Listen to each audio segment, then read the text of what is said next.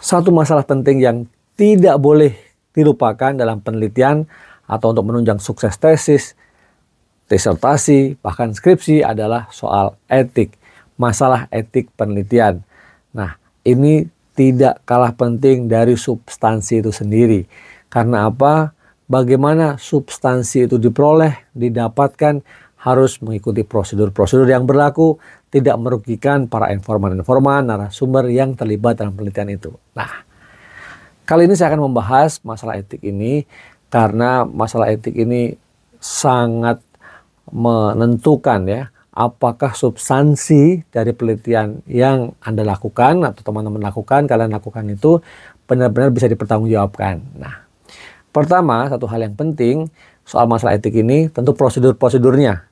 Setiap proposal penelitian, khususnya untuk tesis atau bahkan disertasi, itu biasanya sudah direview oleh semacam lembaga atau unit atau mungkin juga sekumpulan dari board gitu ya, review board membernya oleh para ahli, oleh akademisi, praktisi yang terlibat dalam topik penelitian atau memiliki otoritas lah dalam penelitian topik tertentu, khususnya yang menyangkut atau melibatkan subjek manusia. Nah, ini menjadi penting. Nah, jadi ikuti dulu prosedur-prosedurnya itu.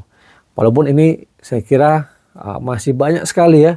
Kalau di level skripsi mungkin tidak banyak tuh proposal penelitiannya yang direview oleh board itu untuk dicek apakah sudah memenuhi syarat ini. Nah, tetapi di prosedur-prosedur ini biasanya kita juga ada informed consent ya, satu pernyataan tertulis ya, formulir tertulis kepada partisipan kita, kepada narasumber kita apabila narasumber tersebut bersedia untuk menjadi narasumber kita, mendapatkan perlindungan, kenyamanan, secara sadar mau terlibat dalam penelitian ini ya. Jadi itu menjadi hal yang sangat penting. Kita memberikan garansi ya, memberikan jaminan agar narasumber kita tidak terganggu atau merasa terancam jiwanya dalam penelitian ini. Nah, ini menjadi hal yang penting.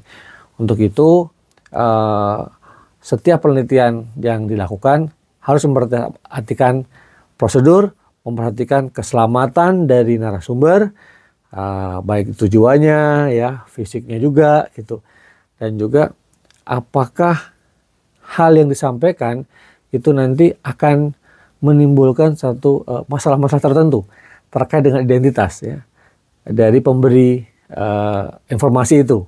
Nah, ini menjadi penting terkait dengan kerahasiaannya. Apakah identitas dari narasumber itu akan disampaikan secara terbuka ya atau kita lindungi. Nah, biasanya kita lindungi ya identitas dari narasumber, tidak kita sampaikan secara terbuka dalam laporan penelitian kita, dalam tesis, disertasi atau skripsi ya. Tetapi bila narasumber itu secara sadar mau ya terbuka untuk menyampaikan namanya, dikutip namanya, nah kita perlu mengatakan kepada narasumber tersebut bahwa segala risikonya yang mungkin nanti timbul harus mereka tanggung sendiri atau mereka sadar bahwa ada kemungkinan risiko-risiko tertentu ya dari informasi yang mereka sampaikan. Nah, walaupun ini bukan berarti menakut-nakuti ya atau menimbulkan kekhawatiran, karena informasi yang disampaikan ini tidak hanya soal kerahasiaan atau soal mengganggu keselamatan, tetapi mungkin juga apakah membuat posisi ya dari narasumber tersebut, baik dari sisi pekerjaannya kah atau posisi mungkin sebagai statusnya dalam apapun itu kapasitasnya menjadi terganggu. Karena kan tidak mungkin ya satu penelitian kemudian membuat narasumber kita itu merasa jadi terganggu, kehilangan pekerjaan, ya hidupnya terancam, nggak kayak gitu. Ya, ini namanya penelitian ini justru merepotkan ya dari narasumbernya. Nah, ini harus kita hindari beberapa hal ya terkait dengan masalah etik dalam penelitian. Nah, tentu yang tidak kalah pentingnya adalah kalau penelitian teman-teman itu ada yang mendanai atau mensponsori, harus disampaikan juga dengan benar dan secara terbuka. Nah, makanya dalam pelaporan-pelaporan penelitian, dalam artikel-artikel penelitian atau dalam artikel-artikel ilmiah yang disubmit ke jurnal, biasanya di situ dituliskan juga ya siapa yang mendanai.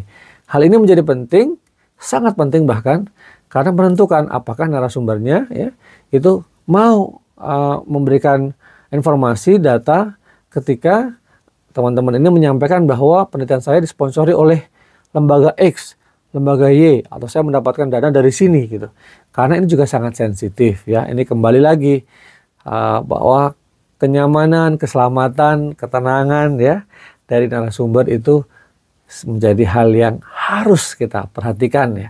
Kita nggak boleh selfish hanya semata-mata agar dapat data, dapat informasi ya, dapat semua yang ingin kita peroleh untuk analisis skripsi kita, tesis kita, disertasi kita, tapi justru orang lain berkorban buat kita.